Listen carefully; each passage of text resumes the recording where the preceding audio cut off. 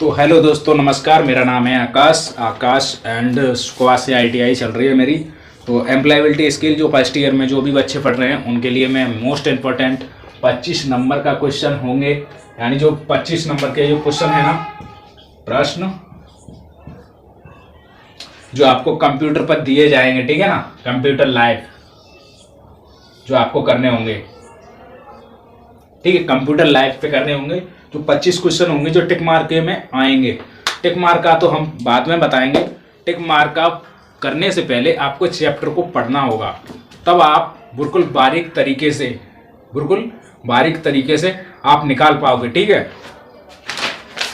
तो ये हमारी एक वायरमैन की किताब, ठीक है।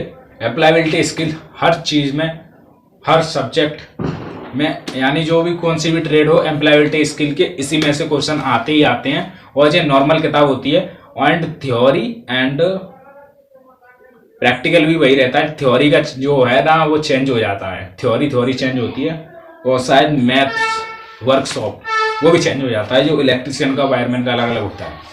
और वैसे तो मिनिमम उसमें ही एक ही सौदा आती है।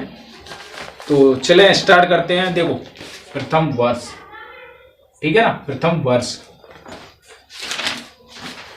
पहला चैप्टर, ठीक है, पहला चैप्टर। तो मैं आपको बताता हूं पहला चैप्टर एम्प्लॉयबिलिटी स्किल का परिचय, यानी इंट्रोडक्शन टू एम्प्लॉयबिलिटी स्किल, ठीक है, इंट्रोडक्शन टू एम्प्लॉयबिलिटी स्किल। रोजगार कौशल एम्प्लॉयबिलिटी स्किल किसी व्यक्ति की वे आवश्यक स्किल्स, गुण, व्यक्तिगत या मूल्य है जो उसे कार्यस्थल पर एक परिपक्व कर्मचारी बनाती है। यानी जो किसी व्यक्ति के आवश्यक गुण, व्यक्तिगत या मूल्य कार्यस्थल पर उस कर्मचारी को बनाती है, ठीक है ना, परिपक्व बनाती है जो भी है। रोजगार कौशल कई कौशलों का समूह होता है जिससे हमें सफलतापूर्वक अपना कार्य करने में सहायता मिलती है। स्किल न केवल हमारे कार्य के दौरान हमारी मदद करते हैं बल्कि हमें बेहतर जीवन जीने में भी सहायता करते हैं। यही कारण है कि साक्षात्कार लेने वाला व्यक्ति आपकी इन स्किल को जानकर, पहचानकर यह पता करता है कि आप उसकी कंपनी, संस्था के लिए कितने योग्य हैं। यदि उन्हें लगता है कि आप में आवश्यक स्किल नहीं है तो कंपनी आपको नौकरी पर नहीं रखती है, क्योंकि आप उस कंपनी के लिए योग्य साबित नहीं होंगे। रोजगार कौशल के अंतर्गत अनेक कार्य आते हैं जो व्यक्ति की कार्य के प्रति उपयोगिता में वृद्धि कर देते हैं, ठीक है। देखो इसमें क्या बोला है, यानी जैसे हम ITI कर रहे हैं, कोई भी रोजगार के लिए, जैसे हम कौन सी भी ट्रेड से कर रहे हैं, तो उसकी जानकारी हमें होना अति आवश्यक है, तभी हमें कंपनी प्रोवाइड करेगी एंड हमें नौकरी देगी, ठीक है ना। तो ये हमें विशेष ध्यान रखना है। जब तक हम पढ़ेंगे नहीं तब तक नौकरी मिलेगी नहीं। आपको कुछ ज्ञान होगा तभी आपको नौकरी मिलेगी। इसी परिचय में हमें बताया गया है कि रोजगार कैसे मिलेगा। रोजगार हम जैसे कुछ भी काम करना अपना जानता हूँ तभी तो हमें रोजगार मिलेगा, वही हमें जो परिचय में बताया गया है, ठीक है। अब क्या करना है, एम्प्लॉयबिलिटी स्किल एवं इसका महत्व, यानी employability skill and its importance, ठीक है। वर्तमान के बदलते परिदृश्य में किसी व्यक्ति को दूसरे व्यक्तियों से अलग अलग होने की आवश्यकता है कि एक अच्छी नौकरी पाने तथा अपने करियर में आगे बढ़ने के लिए निम्न 2 प्रकार के कौशल की आवश्यकता होती है। तकनीकी कौशल यानी टेक्निकल, यानी जो टेक्निकल स्किल है किसी विशेष, नंबर 1 है ना, यानी जो तकनीकल कौशल है ना, इसमें बताया गया है 2 प्रकार के कौशलों की आवश्यकता होती है, ठीक है। जो कॉमन सेंस है ना वो हमें बताया गया है 2 प्रकार के कौशल होते हैं, ठीक है। पढ़ते हैं आगे। तकनीकी यानी टेक्निकल स्किल किसी विशेष क्षेत्र के ज्ञान और विशेषज्ञता से संबंधित कौशल को तकनीकी कौशल के रूप में जाना जाता है, जैसे मिस्त्री, प्लम्बर्स, सिलाई कढ़ाई एंड आईटी, कंप्यूटर ऑपरेटिंग आदि। एंड जो भी नॉलेज हमें होनी चाहिए वो इंजीनियरिंग के बारे में होनी चाहिए। सिंपल सा थ्योर्ड हमें बता रहे हैं आपको, यानी आईटीआई डिप्लोमा होता है, ठीक है। रोजगार कौशल नंबर 2 यानी एम्प्लॉयबिलिटी स्किल। रोजगार कौशल आपके अपने तकनीकी कौशल का अच्छी तरह से प्रयोग करने और एक सफल करियर बनाने में सहायता करता है, ठीक है। रोजगार कौशल के अनुप्रयोग, एप्लीकेशन ऑफ एम्प्लॉयबिलिटी स्किल। रोजगार कौशल के प्रमुख निम्नलिखित रोजगार कौशल के अनुप्रयोग निम्नलिखित हैं। नंबर 1, व्यवसायिक वातावरण में व्यवहार करने के तरीकों को जानने में रोजगार कौशल महत्वपूर्ण भूमिका निभाता है। नंबर 2, रोजगार कौशल समस्याओं की पहचान और उसका समाधान करने में सहायता करता है। नंबर 3, रोजगार कौशल के द्वारा टीम वर्क में सहायता मिलती है, जिससे कार्य के समृद्ध तरीके से पूर्ण किया जाता है। रोजगार कौशल कार्य के दौरान अपने सहकर्मियों के साथ बातचीत संवाद करने में सहायता करता है। रोजगार कौशल डिजिटल साक्षरता प्राप्त करने में सहायता करता है। रोजगार कौशल सही करियर पाथ चयन करने तथा उचित नौकरी प्राप्त करने में सहायता करता है। रोजगार कौशल डिजिटल उपकरणों के उपयोग करने में आत्मविश्वास से अंग्रेजी बोलने में तथा कार्यस्थल पर स्वयं को परिचित कराने में सहायता करता है। जैसे हमारा नेचर होना चाहिए बढ़िया तरीके से, जो भी कोई भी व्यक्ति हो हम उसे समझा सकें, उसके बारे में हमें बता रहा है। एंड उसके बारे में बता रहा है अगर हमारे साथ टीम मेंबर होंगे उनसे बातचीत करने में तो हमारा जो स्वास्थ्य होगा वो ठीक रहेगा। एंड इसके बारे में हमें बता रहा है बोरिंग सा ना लगे, एंड फुर्ती एंड एनर्जी होनी चाहिए हमारे अंदर, तभी हम काम को पूरा कर पाएंगे, ठीक है। रोजगार कौशल किसी व्यक्ति के आत्मविश्वास को प्राप्त करने में सहायता करता है, यही ना, यानी कोई भी व्यक्ति है उसका आत्मविश्वास को प्राप्त करने में सहायता करता है, ठीक है। रोजगार कौशल के प्रकार। रोजगार कौशल होते हैं वो कितने प्रकार के होते हैं, ठीक है। और जो हमें बताया गया था एम्प्लॉयबिलिटी स्किल का महत्व, तो इसमें था वर्तमान में 2 कौशलों की आवश्यकता होती है। उसमें आवश्यकता होती है जो रोजगार कौशल के प्रकार होते हैं वो ये होते हैं संचार कौशल एंड हमारा होता है नंबर 2 रचनात्मक कौशल, ठीक है। तो क्या है, प्रत्येक संस्था राष्ट्रीय अंतर्राष्ट्रीय या संस्था अपने लिए ऐसा कर्मचारी चाहती है जिसका संचार कौशल बेहद अच्छा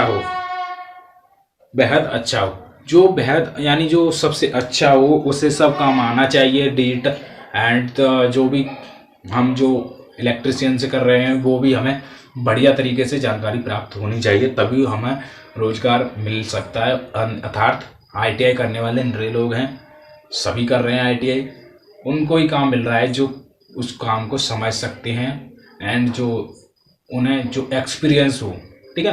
एक्सपीरियंस से बढ़िया कोई चीज़ नहीं है इस दुनिया में, ठीक है। एक्सपीरियंस होना बहुत ही ज़रूरी है, तभी आपको नौकरी प्राप्त हो सकती है, यानी रोजगार प्राप्त हो सकता है। फिर क्या है, हम कहाँ थे, बेहतर अच्छा हो, जिस व्यक्ति को यह पता होता है कि उसे जिससे क्या और कैसे बातचीत करनी है, यानी जो जिससे कैसे और क्या बातचीत करनी है वो भी आना चाहिए, ठीक है ना। व्यक्ति को यह पता होना चाहिए बातचीत, ठीक है ना। ऐसा व्यक्ति किसी भी कंपनी या संस्था के लिए उपयुक्त होता है। ऐसा ही व्यक्ति जो हमें समझा सके, सबरी नॉलेज हो, तो हमारी संस्था के लिए नियुक्त कर सकते हैं उसे हम, यानी उपयुक्त कर सकते हैं। एंड कंपनी के नियोक्ता ऐसे कार्य करने वाले व्यक्तियों की तलाश में रहते हैं जिसमें लिखने, बोलने एवं बिना बोले ही दूसरों को प्रभावित करने की क्षमता होती है। यानी जो बिना बोले, लिखने और किसी को भी आकर्षित करने वाली कोई भी व्यक्ति हो, यानी एक टैलेंट तो होना चाहिए, या बोलने का होना चाहिए, या लिखने का होना चाहिए, या बिना बोले ही समझ जाए, वो बात भी होनी चाहिए, ठीक है ना। जैसे हमें कोई मांग रहा है, जो कोई भी चीज़ मांग रहा है, जैसे कोई हमारे जो टीम मेंबर है तो उसने मांगा, वो अब पता है वो उसका काम पे ध्यान है, तो काम पे ध्यान है, तो अभी जैसे वो पेचकस से काम कर रहा है, अब बड़ी प्लास की ज़रूरत, तो तुरंत उसने ले दिया, ठीक है। तो कुछ ऐसे कुछ समझदार लोग भी होने चाहिए कि पता होना चाहिए, एंड उसको भी पता होना चाहिए, तभी आपको काम वगैरह मिल पाता है, ठीक है ना। संचार कौशल के अंतर्गत निम्न कौशल को भी सम्मिलित किया जाता है। लेखक कौशल, यानी जो लेखक कौशल होते हैं, रिटन कौशल, मौखिक ओरल कौशल यानी ओरल स्किल, सक्रिय श्रवण, एक्टिव इंटेलिजेंटिंग स्किल, प्रारंभिक कौशल, इंटरेस्टनल स्किल। उपयुक्त सभी कौशल संचार कौशल के महत्वपूर्ण भाग हैं। यदि हम संचार कौशल को बेहतर बनाने पर काम कर रहे हैं तो हमें उपयुक्त सभी कौशलों में सुधार होगा। रचनात्मक व्यक्ति में सुधार होगा। संचार कौशल को बेहतर बनाने के लिए कुछ मुख्य बिंदुओं का अनुसरण किया जाता है। ये मुख्य बिंदु निम्न प्रकार हैं। नंबर 1, सरल भाषा। किसी व्यक्ति को संवाद के रुकना भी, ठीक है ना। अभी ऐसा ना, मैं अभी वीडियो को देख नहीं रहा हूँ, तो वीडियो बन रहा है तो आपको देखता हूँ, शायद कट ना जाए इसलिए। तो हम कहाँ थे, सरल भाषा। किसी व्यक्ति को संवाद के दौरान सरल भाषा का प्रयोग करना चाहिए और तकनीकी व कठिन भाषा के उपयोग से बचना चाहिए। अपनी बात को उचित तरीके से पेश करने के लिए शब्दों का चयन भी अत्यंत महत्वपूर्ण है। शारीरिक भाषा। संचार कौशल में शारीरिक भाषा का अत्यंत महत्वपूर्ण। बातचीत करते समय अपनी शारीरिक भाषा को सही रखना चाहिए। अच्छे संचार कौशल के लिए अपनी शारीरिक भाषा में लगातार सुधार करते रहना आवश्यक है। और कौन सा है, यानी अच्छा श्रोता, जो अच्छा स्रोत, ठीक है। अच्छा श्रोता व्यक्ति को अच्छा वक्ता होने के साथ साथ अच्छा श्रोता भी होना चाहिए। यदि कोई व्यक्ति अपने संचार कौशल में सुधार करना चाहता है तो उसे सबसे पहले लोगों की बातों को ध्यान से सुनना होगा। आई, ठीक है। नंबर 4 है हमारा आई कांटेक्ट। अपनी बातचीत को प्रभावित बनाने के लिए आपको आई कांटेक्ट बनना आना चाहिए। इससे सामने वाले व्यक्ति पर आपकी बातों का गहरा प्रभाव पड़ता है और वह व्यक्ति अपनी, यानी जो आपकी बातों पर विश्वास कर लेता है। यदि आप बातचीत के दौरान आंखें चुराते हैं तो कोई भी व्यक्ति आपकी बातों पर विश्वास नहीं करता। अगर आप बात कर रहे हैं और आपको यूँ करने की, यानी कोई भी जैसे हिचकिचा रहे हैं बातें करने में, तो यही होता है, तो आप पर कोई भी व्यक्ति विश्वास नहीं करेगा। आप अगर हिचकिचा रहे हो तो आप अपने पास कॉम्पिटिशन, यानी वो क्या बोलते हैं, यानी खुद पर भरोसा होना चाहिए, ठीक है। वो इंग्लिश में वर्ड था मुझे समझ, कॉम्पिटेंस, अरे यार आ रहा नहीं है, चलो ठीक है। यानी जो विश्वास होना चाहिए। तब बोलो धड़ाधड़। हाँ कहाँ थे? आंखें चुराता है। अब आता है हमारा कॉन्फिडेंट कॉन्फिडेंट कॉन्फिडेंस तथा सकारात्मकता।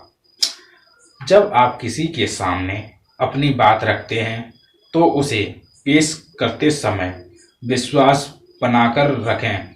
यदि बातचीत के दौरान आप कॉन्फिडेंट, मैंने बोला था ना, कॉन्फिडेंट लिखते हैं तो आप अपने बातों को सही साबित कर सकते हैं। यानी जो भी कॉन्फिडेंस होता है ना, जो एक अनुभव होता है एंड गर्व होता है एंड एक ऐसी क्या चीज़ है जो हमें लड़ने में हिम्मत देता है। कॉन्फिडेंस हमें जानकारी है, ये हम हैं, हमें जानकारी है, ये हमारा यूट्यूब चैनल है, हमें जानकारी है, हम पक्के थ्रू से कह सकते हैं ये हमारा चैनल है, ठीक है। एंड ये हमारा फेसबुक अकाउंट भी है, ये हमारा फ़ोन भी है, ये हमें विश्वास है, हम कह सकते हैं ये हमारा फ़ोन है। और अर्थात आपके पास कोई भी आ जाए कि ये कह दे कि हमारा फ़ोन है, हम उस पर लड़ेंगे, ये हमारा फ़ोन है, हमें विश्वास है, हमने इतने साल चलाया तो हमें पता है कि ये कितने साल हमें हमारे पास रहा है, तो इसका फ़ोन कैसे हो सकता है। यानी जो हमने खरीदा, यानी विश्वास बहुत अच्छी चीज़ होती है, ठीक है। फिर क्या है, बातचीत यानी जो बात पूर्णांक दौरान आप कॉन्फिडेंट दिखते हैं तो आप अपनी बात को सही साबित कर सकते हैं, ठीक है ना।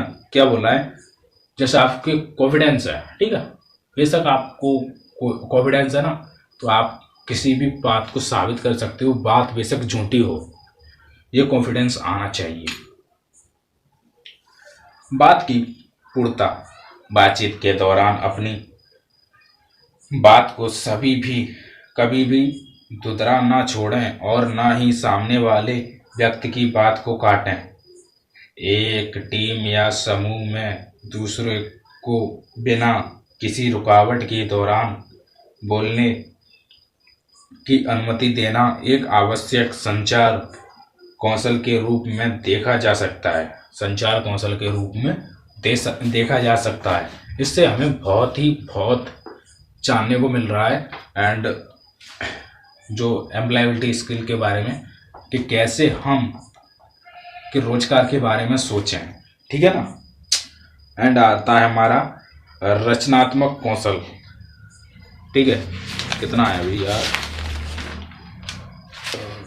चलो एक पेज है, अभी तो एक ही पढ़ पाया।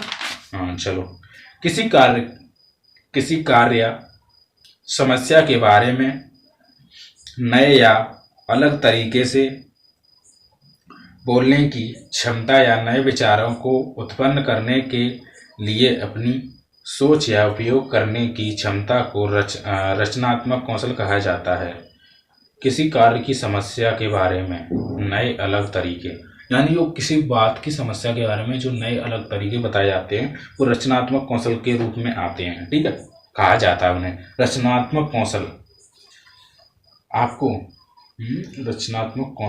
जटिल समस्याओं को हल करने या कार्य को करने के मनोरंजन तरीके खोजने में सक्षम बनाती है। यदि आप रचनात्मक हैं तो आप कठिन समस्याओं के हल आसानी से ढूंढ सकते हैं और आपने अपने लिए नौकरी के अवसर उत्पन्न कर सकते हैं। रचनात्मक कौशल को बेहतर बनाने के लिए निम्नलिखित बिंदुओं का अनुसरण किया जा सकता है। ये बिंदु एक व्यक्ति को अन्य व्यक्तियों से अलग सोचने में सहायता कर सकते हैं। प्रयोग, रचनात्मक कौशल को बाहर लाने के लिए प्रयोग अत्यंत महत्वपूर्ण है। कोई आइडिया कितना भी कठिन क्यों ना हो, एक रचनात्मक कौशल यानी रचनात्मक व्यक्ति इसका परीक्षण करके यह देखने के लिए सदैव तैयार रहता है कि यह आइडिया कैसे कार्य करता है। रचनात्मक व्यक्ति अपनी सफलताओं को भी सीखने तथा सुधारने के रूप में देखता है। इस कौशल को विकसित करने के लिए अपने विचारों को तब तक समायोजित करते रहें जब तक आपको अपनी समस्या का उचित समाधान ना मिल जाए। ठीक है, इस वीडियो को यहीं पर हम रोकते हैं और अगले वीडियो को हम एंड पार्ट 2 बना के देंगे। पार्ट 2 में आपको देखना होगा, अभी एंड 1 पेज है तो हम इतना लॉन्ग वीडियो तो नहीं करेंगे, तो आप वो पूरा पार्ट देखने के लिए दूसरा पार्ट देखें। तब तक के लिए धन्यवाद। जय हिंद दोस्तों।